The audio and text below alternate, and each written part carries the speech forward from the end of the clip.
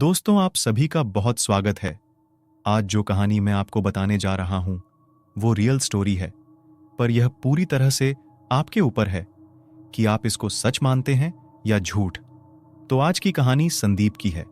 संदीप नासिक के पास ही एक छोटे से गांव में रहते हैं। तो आगे की कहानी मैं आपको उन्हीं के नजरिए से सुनाऊंगा। आप सभी लोग अपने अपने हेडफोन लगा लें। हेलो दोस्तों, मेरा नाम संदीप है। बात यह है कि पिछले कई महीने से मुझे खाना खाने के बाद टहलने की आदत सी हो गई है।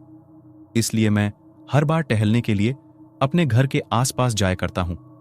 पहले तो मैं हर बार अलग अलग जगह जाया करता था, लेकिन एक बार मैं अपने ही घर के पास एक जगह पर गया था। वह जगह मुझे सबसे अच्छी लगी थी, इसलिए मैंने सोच लिया था कि अब से ज्यादातर वहीं जाऊंगा। दरअसल मेरे घर के पास में एक बहुत बड़ी खाली जमीन है। उस खाली जमीन के पास ही एक छोटा सा फार्म हाउस भी बना हुआ है, जो कि पता नहीं किसका था, लेकिन वहां अक्सर लोग कम ही आते थे। शायद जिन्होंने बनाया होगा उन्होंने कभी कभार वेकेशन के लिए ही बनाया होगा, और इसके अलावा उस जगह पर कोई ज्यादा मकान नहीं है। ज्यादातर वह जगह बहुत ही सुनसान रहती है, इसलिए मुझे टहलने के लिए वो जगह और बाकी जगहों से ज्यादा अच्छी लगी थी। आज जब मैं वहां जा रहा था तो उस जगह पर मेरा सिर्फ दूसरा ही दिन था। रात के करीब 8 बज चुके थे जब मैं अपने घर से खाना खाने के बाद टहलने के लिए निकला था, और मैं सीधा उसी जगह जाने लगा था। वह जमीन मेरे घर से थोड़ी सी दूर थी। करीब करीब वहां पहुंचने में मुझे 10 मिनट लगते थे। मैं थोड़ी ही देर में वहां पहुंच गया था। आज मौसम भी ज्यादा अच्छा था। ठंडी ठंडी हवा चल रही थी। चांद आसमान में साफ साफ नजर आ रहा था। यहां तक कि चांद की रोशनी भी नीचे जमीन पर पड़ रही थी। देखने में सब कुछ बहुत ही सुंदर लग रहा था। मैं वहां पहुंच के थोड़ी देर वहीं जमीन पर ही बैठ गया। जिस समय मैं वहां बैठा था उस समय वहां पर अंधेरा था, लेकिन चांद की रोशनी की वजह से मुझे थोड़ा बहुत दिखाई भी दे रहा था।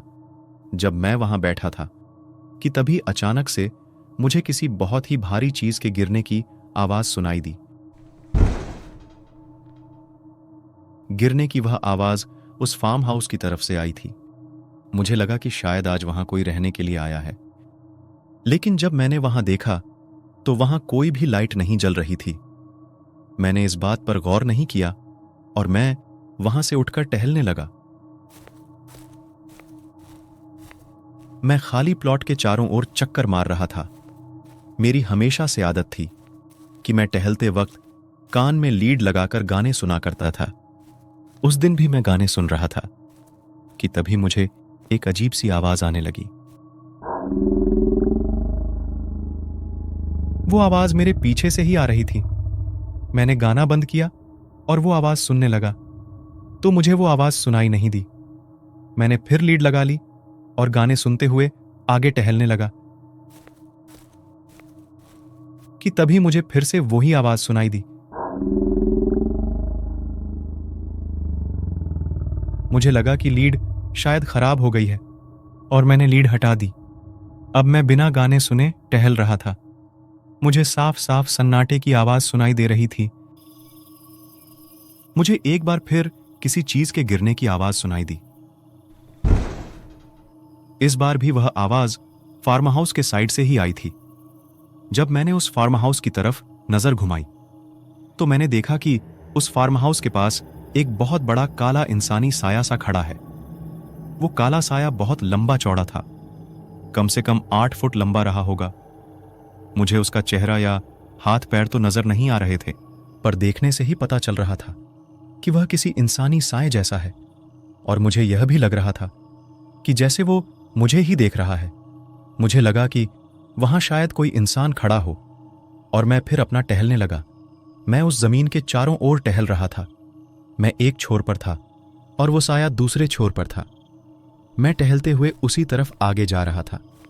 मुझे जहां तक दिख रहा था कि वो साया वहीं खड़ा था। उसको वहीं खड़ा देख मुझे वो पक्का कोई इंसान ही लगा, और मैं उसी तरफ टहलते हुए आगे जाने लगा। लेकिन जैसे ही मैं उसके पास पहुंचा, वो साया वहां से गायब हो गया। जब मैंने अपनी नजरें इधर उधर करके देखा, तो अब वो साया दूसरी ओर खड़ा था। मुझे अब थोड़ा अजीब लग रहा था, क्योंकि जब मैं उसके पास आ रहा था तो वो यहीं ही खड़ा था, लेकिन अचानक ही वो गायब हो गया और दूसरी साइड चला गया। अभी भी मुझे वो दूसरी साइड खड़ा हुआ दिख रहा था। इस बार मैंने अपनी फोन की लाइट ऑन की और उस साए की तरफ कर दी।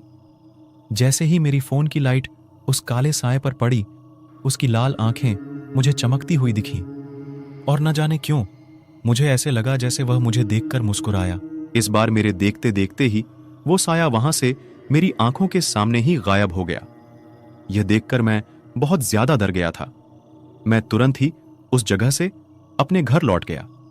घर पर मैंने यह बात किसी को नहीं बताई और घर आने के बाद मैं चुपचाप खाना खाकर सो गया। अगली सुबह मुझे बहुत तेज बुखार चढ़ गया। हमने बहुत दवा दारू की, पर मेरा बुखार सही ना होते देख मम्मी को लगा कि शायद मुझे किसी की नजर लग गई है। इसीलिए मम्मी ने पास में ही रहने वाले एक पंडित जी को घर पर बुलाया। जैसे ही उन पंडित जी ने मुझे देखा, वैसे ही उन्होंने मम्मी को बताया कि आपका बेटा किसी चीज से डर गया है। पंडित जी की बात सुनकर मैंने उन्हें अपने साथ हुई सारी घटना बता दी। फिर पंडित जी ने हमारे घर में एक छोटी सी पूजा की और साथ ही उन्होंने मेरी कुंडली देखकर यह भी बोला कि मेरे ग्रह बहुत कमजोर है, जिस वजह से मुझे भूत प्रेत ज्यादा दिखते हैं। इसीलिए उन्होंने मुझे सुनसान जगह पर न जाने की सलाह भी दी। तो दोस्तों, यह थी संदीप की एक सच्ची कहानी। आपको कैसी लगी हमें जरूर कमेंट में बताएं। आज के लिए इतना ही। Please like, share and subscribe.